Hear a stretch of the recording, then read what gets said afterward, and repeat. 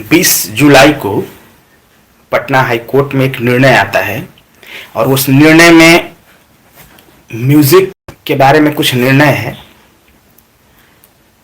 जिसमें कोर्ट ने आदेश दिया कि जो लोग म्यूजिक के हैं उनको शिक्षक भर्ती परीक्षा यानी बीपीएससी शिक्षक परीक्षा में फॉर्म भरने का इजाजत दिया जाए।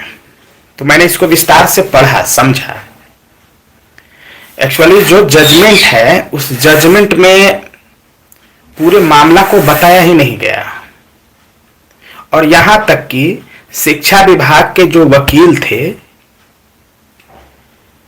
उन वकील को भी बोलने नहीं दिया गया। कुछ टेक्निकल इश्यूज हो गया क्योंकि वकील को बोलने के लिए जो राज्य के एडवोकेट जनरल होते हैं उनसे परमिशन लेना होता है, उनसे परमिशन वो लिए नहीं थे। और यही कारण था कि वो जो शिक्षा विभाग के जो जज थे, जो श्री के पाठक जी को डिफेंड करने के लिए कोर्ट में गए थे पटना हाई कोर्ट में, वो बोल नहीं पाए। और एक जजमेंट का हवाला देते हुए, सुप्रीम कोर्ट का कोई जजमेंट है 9732/2017, इसका हवाला देते हुए ये कहा गया कि इनको फॉर्म भरवाया जाए। क्यों भाई? क्योंकि 2011 के बाद एसटीईटी नहीं हुआ है।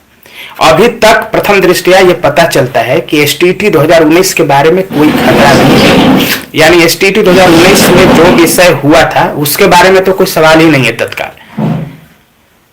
लेकिन फिर भी ये जो भी घटना हुआ है पटना हाई कोर्ट में, जो भी घटना घटा, ये बहुत ही हम लोगों के लिए चिंता की बात है। और तत्काल अभी परीक्षा दीजिए, लेकिन परीक्षा के बाद अगर किसी भी तरह एसटीईटी 2019 पर आघात किया जाता है, प्रहार किया जाता है, उसको नुकसान पहुंचाने की कोशिश की जाती है, बिना एसटीईटी का कैसे कोई परीक्षा दे देगा भाई? तो हम लोग इतना दिन से क्या कर रहे थे इंतजार करके? तो ये प्रश्न ही नहीं उठता। और इसको हम लोग, अगर कोई इस तरह की बातें करेगा तो हम इसको हाई कोर्ट में भी चुनौती देंगे। हाई कोर्ट में भी हम इस मामले को चैलेंज करेंगे। कैसे कोई बैठ जाएगा? बिना एसटीईटी परीक्षा का शिक्षक भर्ती परीक्षा में कोई बैठ ही नहीं सकता।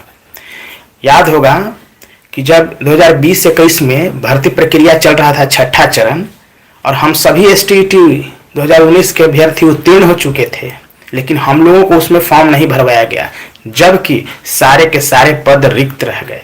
मात्र 32,000 में मात्र 2,000 पद ही भरा, 30,000 खाली रह गया।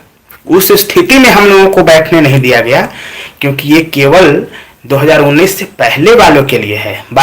यानी छठा चरण तक 2019 के पहले वाले के लिए है, और हम लोगों के लिए एसटीईटी का कोई मतलब नहीं है। तो कहे के लिए एसटीईटी लिया गया था भाई? तो इसीलिए चिंता की कोई बात नहीं है, अभी तक कोई चिंता की बात नहीं है। लेकिन आगे से अगर किसी भी प्रकार की चिंता होगी, एसटीईटी 2019 पर प्रहार किया जाएगा, एसटीईटी 2019 को वायलेट किया जाएगा, तो मजबूती के साथ लड़ेंगे। चाहे सड़क पर लड़ने की बात रहे या न्यायालय में लड़ने की बात रहे, सब जगह लड़ेंगे हम लोग, मजबूती से लड़ेंगे।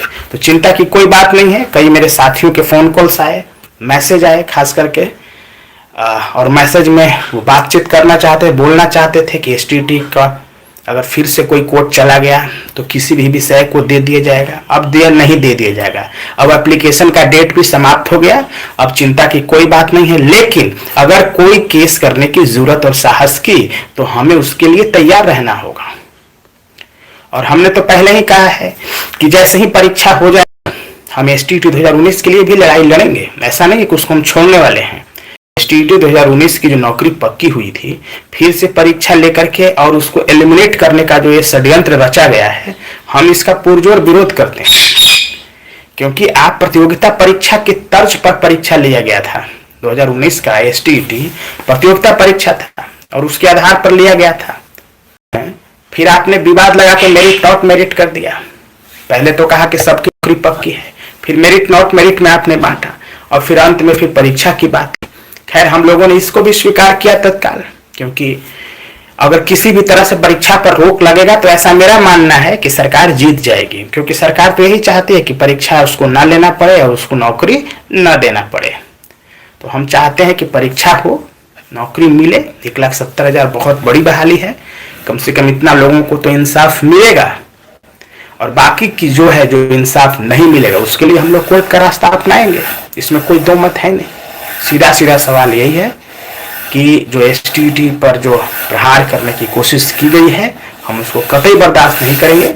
और जैसे ही परीक्षा होगा मेरे साथियों, चाहे सड़क का मामला होगा या न्यायालय का मामला होगा, हम मजबूती के साथ लड़ेंगे, मजबूती के साथ लड़ेंगे। बस यही मेरा विचार था, कहने आए थे। चिंता मत करिए, सब लोग पढ़िए। जय हिंद।